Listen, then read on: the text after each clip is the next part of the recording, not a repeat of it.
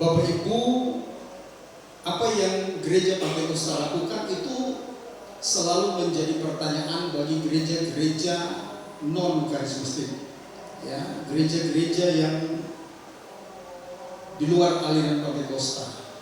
Khususnya orang bertanya, kenapa gereja Pantekosta sampai hari ini masih mengadakan doa pencurahan Roh Kudus atau doa 10 malam. Saya membaca dalam sebuah Facebook yang kurang lebih 2 hari yang lalu, ada beberapa jawaban yang disampaikan oleh seorang tokoh gereja Pantekosta, yaitu Bapak Pendeta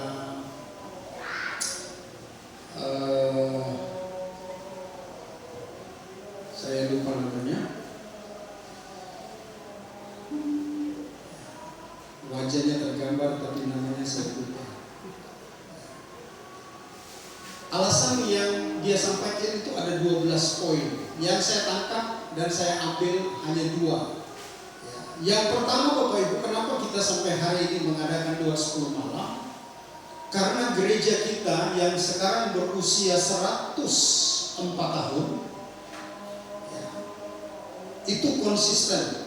Dari pionir-pionir kita, ya, bapak-bapak gereja kita itu terus, ya, mengadakan doa 10 malam sampai kepada generasi kita.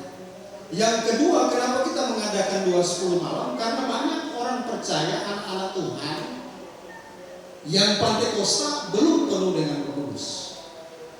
Padahal penuh dengan Roh Kudus itu penting dalam kehidupan kita, Bapak Ibu yang dikasihi.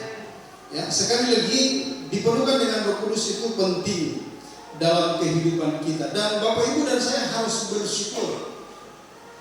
Baptisan Roh Kudus itu adalah anugerah Allah, pemberian Allah yang eksklusif bagi gereja, bagi orang percaya. Sekali lagi, bahwa baptisan Roh Kudus itu adalah anugerah atau pemberian Allah yang eksklusif, yang khusus bagi gereja. Kenapa gereja?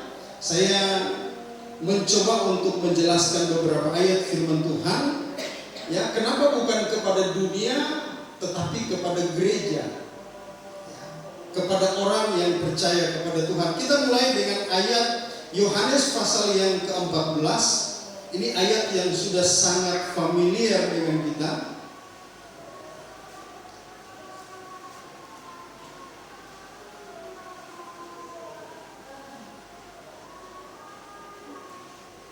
Saya tidak kasih tahu ayat, Bapak Ibu sudah tahu pasti. Yohanes pasal yang ke-14 ayat yang ke-16 sampai dengan ayat yang ke-17. 2 ayat saja Bapak Ibu dan saya baca, ya. Sekali lagi, Yohanes pasal 14 ayat yang ke-16 dan ayat yang ke-17. Kita mulai membaca bersama-sama di dalam nama Tuhan Yesus Kristus. 2, ya. Aku akan minta kepada Bapa, dan Ia akan memberikan kepadamu seorang penolong yang lain, supaya Ia menyertai kamu selama-lamanya, yaitu Roh kebenaran. Dunia tidak dapat menerima Dia, sebab dunia tidak melihat Dia dan tidak mengenal Dia. Tetapi kamu mengenal Dia, sebab Ia menyertai kamu dan akan diam di dalam kamu. Amin. Puji Tuhan. Bapak Ibu yang dikasihi Tuhan,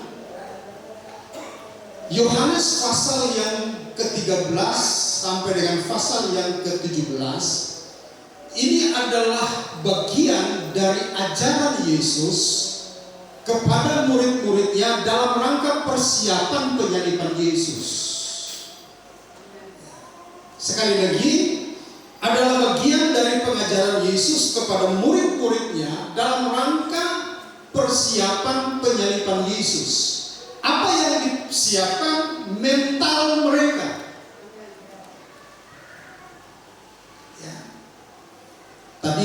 mereka gagah, hebat. Kalau ada orang sakit, mereka nggak bisa sembuhkan, ada Yesus. Kalau mereka kekurangan makan, ada Yesus, pembuat mujizat. Dan kita tahu Yesus melakukan mujizat-mujizat yang sangat-sangat spektakuler, luar biasa, dahsyat, ya, dalam kehidupan mereka. Tetapi tiba saatnya di mana Yesus akan disalibkan. Dan firman Allah katakan dalam Yohanes pasal yang ke-14, menghadapi itu, murid-murid Yesus dalam ayat yang pertama mereka menjadi apa? Gelisah, takut. Itulah sebabnya saya katakan tadi, mempersiapkan mental mereka untuk menghadapi apa yang akan terjadi dengan kehidupan Yesus. Tetapi Bapak Ibu yang dikasihi Tuhan, bukan hanya itu, Yesus berjanji bahwa mereka tidak akan sendirian. Ayat-ayat sesudah ayat 17 di sana Yesus berkata, aku tidak meninggalkan kamu yatim piatu, tetapi aku akan mengirim penolong. Nah, Bapak Ibu yang dikasihi Tuhan, penolong yang dimaksudkan oleh Yesus adalah roh kebenaran. Dan di dalam bahasa aslinya kata penolong itu menggunakan kata parakletos, penolong yang lain. Dialah orang atau seseorang yang penolong itu, dialah seseorang yang dipanggil di samping kita. Tetapi kalau kita lihat firman Allah, dia bukan hanya di samping kita, tetapi dia di dalam kita. Amin. Sekali lagi, dia di dalam kita. Dan sebagai penolong, kalau kita lihat, ya, dalam bahasa-bahasa lain juga menggunakan penasehat. Kalau kita kaitkan kata penasehat itu berarti dia adalah seorang lawyer, dia adalah seorang pembela hukum. Itulah sebabnya Bapak Ibu yang dikasihi Tuhan, ketika Bapak Ibu dan saya menghadapi sesuatu yang membuat Bapak Ibu dan saya takut, yang membuat Bapak Ibu dan saya tidak dapat berbuat apa-apa, maka hadirlah Roh Kudus di dalam hidup kita. Amin. Bapak Ibu yang dikasihi Tuhan Yesus Kristus. Dan Bapak Ibu, malam ini saya tidak akan bahas soal penolong, tapi kita akan melihat tiga kata yang penting yang jarang dikhotbahkan pada hari-hari pencurahan Roh Kudus. Yang pertama, Bapak Ibu yang dikasihi Tuhan, ayat yang ke-16, ayat yang ke-17 bagian akhir, di sana dikatakan begini. Atau saya baca mulai ayat yang ke-16, aku akan minta kepada Bapa dan ia akan memberikan kepadamu seorang penolong yang lain, supaya ia menyertai kamu selama-lamanya, yaitu Roh kebenaran. Dunia tidak dapat menerima dia, sebab dunia tidak melihat dia dan tidak mengenal dia. Tetapi, nah, Bapak Ibu yang dikasihi Tuhan Yesus Kristus, dunia tidak dapat melihat dia.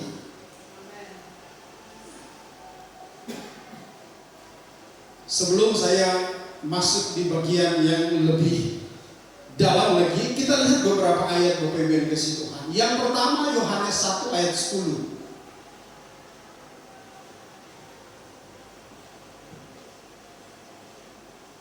Kita lihat baik-baik Bapak Ibu yang dikasihi Tuhan. Yohanes 1 ayat yang ke-10, firman Allah berkata begini, 2, ya, ia telah ada di dalam dunia dan dunia dijadikan olehnya, tetapi dunia tidak mengenal dia.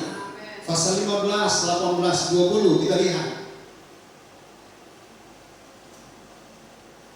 Pasal 15, 18, 20. Kita baca 2. Ya, jikalau dunia membenci kamu, ingatlah bahwa ia telah lebih dahulu membenci aku daripada kamu. Sekiranya kamu dari dunia, tentulah dunia mengasihi kamu sebagai miliknya. Tetapi karena kamu bukan dari dunia, melainkan aku telah memilih kamu dari dunia, sebab itu dunia membenci kamu. Bapak Ibu, dari beberapa ayat dan di dalam Injil Yohanes, kalau dia menulis dunia, ya, pengertian dunia bukan hanya planet dan manusia pada umumnya yang ada di dunia, tetapi berbicara tentang sistem dunia. Sistem dunia yang dikuasai oleh dosa. Sistem dunia yang dikuasai oleh orang-orang yang tidak percaya.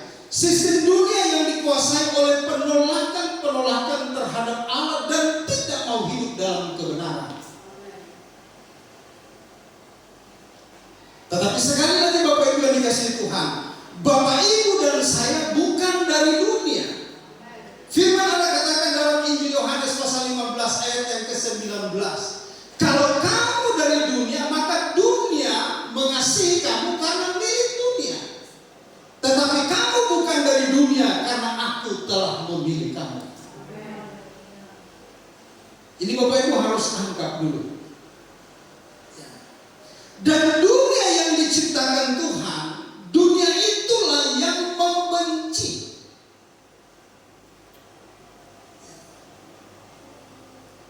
Kamu, orang yang percaya kepada Tuhan. Karena itu Bapak Ibu yang dikasihi Tuhan, Bapak Ibu dan saya tidak mudah hidup di dunia. Tidak mudah. Ya. Saya katakan kepada jemaat begini, kita hidup di dunia, tapi kita bukan milik dunia. Kita hidup di dunia, tapi kita milik Kristus. Dan firman Allah katakan, kalau dunia membenci itu hal yang biasa, hal yang memang sudah dilakukan ya kepada Yesus. Nah, Bapak Ibu yang dikasihi Tuhan Yesus Kristus, dunia yang berdosa, kita tahu bahwa dunia ini ya, setelah Adam dan Hawa jatuh di dalam dosa, maka dunia itu telah tergadai, maka dunia itu telah terjual di dalam dosa dan sistem dunia ini.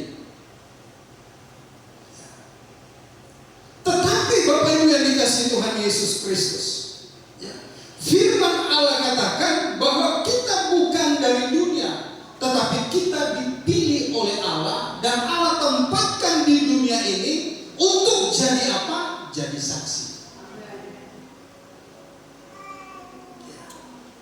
Dan untuk jadi saksi di dunia ini tidak mudah. Tidak mudah. Itulah sebabnya Bapak Ibu harus dipenuhkan dengan Roh Kudus. Ya. Status kita ini dipilih oleh Tuhan dan kita jadi anak Tuhan, hidup di dunia. Itulah sebabnya Bapak Ibu yang dikasihi Tuhan Yesus Kristus, saya mau berkata, jangan coba-coba sebagai orang pilihan Tuhan, kita hidup di dunia ini, lalu kemudian dalam hidup kita mengadopsi nilai-nilai dunia dalam kehidupan kita. Kenajisan, perzinahan, pemberontakan, dan banyak hal-hal yang lain. Itu dapat kita adopsi dalam kehidupan kita. Karena itu Bapak Ibu yang dikasihi Tuhan, jangan, sekali lagi saya mau katakan, jangan kita coba-coba sebagai milik dunia, kita mengadopsi nilai-nilai yang ada di dunia, lalu kita bawa masuk di dalam kehidupan kita. Kebencian dan lain-lain sebagainya. Bapak Ibu dan saya harus tahu, sekali lagi, Bapak Ibu dan saya harus tahu bahwa kita dari dunia. Kita sudah dipilih oleh Allah. Itulah sebabnya dunia tidak dapat melihat Dia. Dunia tidak dapat menerima Dia. Dalam bahasa aslinya, dunia tidak mampu. Dunia tidak mampu. Kata tidak mampu itu menunjukkan ketidakmampuan rohani, bukan sekedar penolakan. Jadi Bapak Ibu yang dikasihi Tuhan, dunia tidak memiliki kapasitas rohani menerima Roh Kudus karena hati dan pikirannya tertutup terhadap realitas rohani.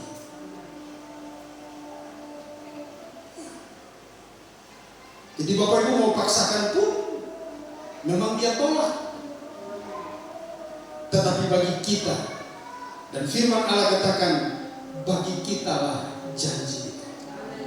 Coba kita lihat ya beberapa ayat lagi dalam 1 Korintus pasal 2 ayat 14. 1 Korintus pasal 2 ayat yang ke-14. Perhatikan ini Bapak Ibu yang dikasihi Tuhan. 1 Korintus pasal 2 ayat yang ke-14. Kita baca sama-sama. 2 ya. Tetapi manusia duniawi tidak menerima apa yang berasal dari Roh Allah, karena hal itu baginya adalah suatu kebodohan dan ia tidak dapat memahaminya, sebab hal itu hanya dapat dinilai secara rohani. Hal yang berikut saya mau katakan, dipilih keluar dari dunia, dikhususkan. Dan Bapak Ibu dan saya bukan manusia duniawi. Bilang samping kiri kanan, bror, ses, pemuda, remaja, kamu bukan manusia duniawi. Itulah yang seperti saya katakan tadi, kita hidup di dunia, tapi kita milik Kristus. Kita bukan manusia duniawi, tetapi kita manusia rohani. Sebagai manusia rohani, disitulah tempat Roh Kudus. Untuk apa Bapak Ibu yang dikasihi Tuhan? Untuk menguasai hidup kita, untuk mengendalikan hidup kita, untuk menuntun hidup kita, dan membawa kita kepada terang firman. Sekali lagi Bapak Ibu, kita bukan manusia duniawi. Katakan, saya bukan manusia duniawi, tapi saya manusia rohani. Dan hidup kita adalah milik Kristus. Yang kedua Bapak Ibu yang dikasihi Tuhan, sebab dunia tidak melihat Dia.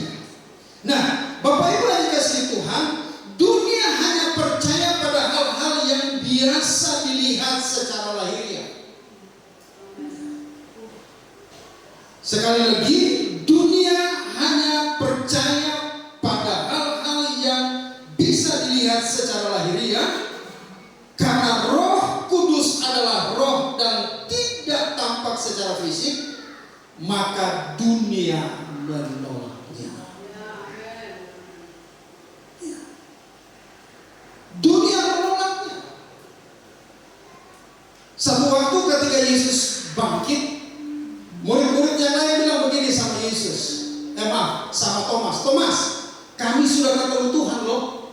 Thomas bilang, dah, aku orang percaya kalau aku belum tusuk tanganku. Tetapi Bapak Ibu yang dikasihi Tuhan, manusia rohani hidup bukan karena melihat, tetapi manusia rohani hidup karena percaya. Itulah iman. Amin. Dan untuk menerima janji tentang baptisan Roh Kudus, itu adalah firman Allah, dan setiap firman Allah Bapak, Ibu, dan saya harus terima dengan iman. Terakhir, ya, sebenarnya banyak Bapak Ibu. Terakhir, ya, dunia tidak menerima, dunia tidak melihat, dunia tidak mengenal. Artinya dunia tidak memiliki hubungan pribadi dengan Allah. Orang dunia gak punya hubungan intim dengan Tuhan. Enggak. Tidak punya hubungan, tidak punya relasi yang indah dengan Tuhan. Tetapi orang percaya, ya, selalu memiliki hubungan yang indah dengan Kristus. Ada pujian bilang terhubung dengan Tuhan. Ya. Nah, Bapak Ibu yang dikasihi Tuhan Yesus Kristus, karena itu hanya mereka yang lahir baru oleh Roh yang dapat mengenal dan mengalami Roh Kudus. Yohanes 3 ayat 5 sampai dengan ayat 6, kita lihat tentang seorang tokoh yang bernama Nikodemus. Dia bilang, Tuhan, aku ini sudah tua, masa aku nak masuk lagi, ya, ke rahim ibuku lalu lahir. Bukan itu tujuan Tuhan, tetapi kelahiran baru. Ya. Kisah Rasul pasal yang pertama ayat yang kelima dan ayat yang keenam, Yesus bilang kepada murid-muridnya, Yohanes membaptis dengan air, tetapi Yesus akan membaptis kamu dengan Roh Kudus. Baptisan air adalah baptisan pertobatan. Matius 3 ayat yang ke-11. Ayat yang ke-8 berkata kamu harus menghasilkan buah pertobatan. Ya. Jadi Bapak Ibu yang dikasihi Tuhan Yesus Kristus, ya, sekali lagi hanya mereka yang lahir baru oleh Roh yang dapat mengenal dan mengalami Roh Kudus. Amin. Puji Tuhan. Karena itu biarlah pada kesempatan malam yang keempat ini Bapak Ibu, ya, kita mau alami Roh Kudus dalam kehidupan kita. Karena firman Allah katakan dunia tidak menerima, dunia tidak melihat, dunia tidak mengenal, tetapi kamu, Bapak Ibu dan saya, mengenal. Amin. Kenapa? Karena Dia di dalam kita. Haleluya. Amin. Puji Tuhan. Bapak Ibu yang dikasihi Tuhan Yesus Kristus, biarlah lewat renungan firman Tuhan yang singkat pada malam hari ini dapat menolong kita, memotivasi kita, ya, dan semakin terus menerus kita mengasihi Roh Kudus dalam setiap kehidupan kita, agar Dia dapat mengubah setiap kehidupan kita orang yang percaya kepada Tuhan. Mari kita datang mendekati Tuhan dan kita berdoa, ya, bersama-sama. Mintalah, ya, Bapak Ibu yang dikasihi Tuhan, biar Roh Kudus, ya, datang dan penuhi setiap kehidupan kita semua. Datang Roh Kudus,